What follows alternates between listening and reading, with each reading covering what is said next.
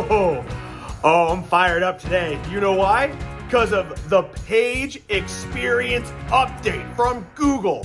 They announced it almost a year ago. Almost a year. We've had to wait for Core Web Vitals to be a ranking signal. It's about speed.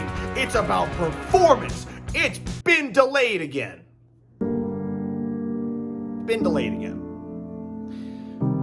Pushed back. That's okay. We can still talk about it and you can still get your website ready. I'm Dan Cromar from Conversion Giant, and these are 5 things you need to know about Google's page experience update.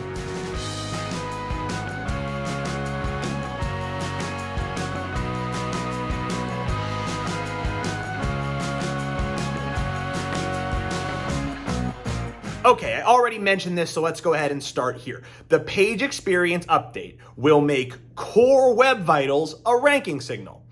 Now, if you don't know what Core Web Vitals are, we actually have talked about them on this channel before, so I'll go ahead and link to that blog post and video in the description, and you can check that out for more information, because I'm not going to spend a whole lot of time on it here. But here's the basics. Core Web Vitals are metrics that Google will use to determine how well a page performs. Those metrics are largest contentful paint, which will measure how long it takes for the largest visual element on a page to load. The second is first input delay. This measures how long before a user can interact with a web page. And then cumulative layout shift, which measures the visual stability of a page while it loads. And you can use Google's Page Speed Insights tool to get scores for each of those Core Web Vitals and also tips on how you can improve those scores.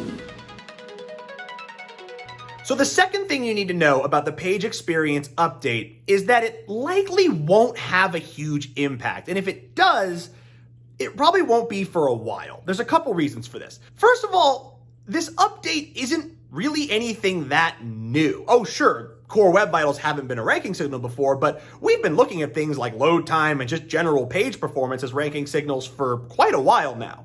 Really, all we have now is Google specifying which metrics it will be looking at. Other than that, there's not really a massive change here. And the second thing is, if you've ever used Page Speed Insights before, you know that it takes Google about 28 days to gather sufficient data to give a page a real-world score. So I expect we'll see something similar with this update. It will likely take a while to gather enough data for the algorithm to start really making decisions about what to do with certain pages. And then there will probably be updates in the future as well. So probably won't be a big impact early on. If there is an impact, I expect it will come down the road. So the third thing you need to know about this update is that at the end of the day, Google still prioritizes content over Core Web Vitals, because Google still wants to put the best content possible in front of its users.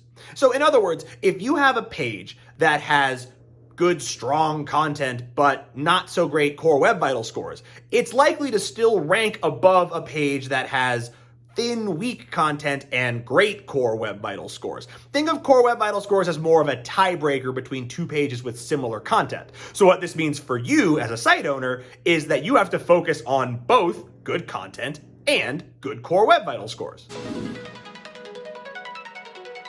The fourth thing you need to know is actually separate from the page experience update. It's a change that will be launched simultaneously with the page experience update. And that is that accelerated mobile pages, or AMP, will no longer be the only pages eligible to appear in Google's top stories carousel. That's the way it is now. It's only AMP.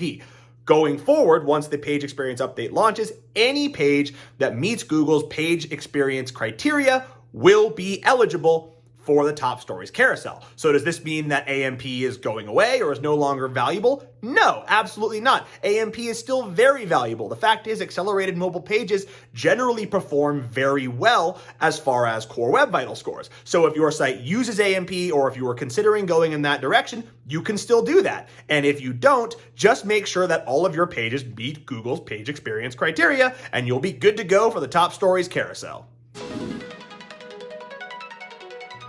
And finally, the last thing to know about this update is, when can we expect it?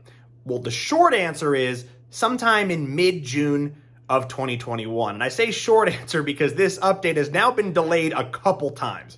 It was originally announced back in May of 2020. At that time, it was scheduled to go live in September of 2020, but because of the coronavirus, Google decided it would like to give webmasters a little more time to get their sites ready. Then in November of 2020, Google announced that the update would be going live in May 2021.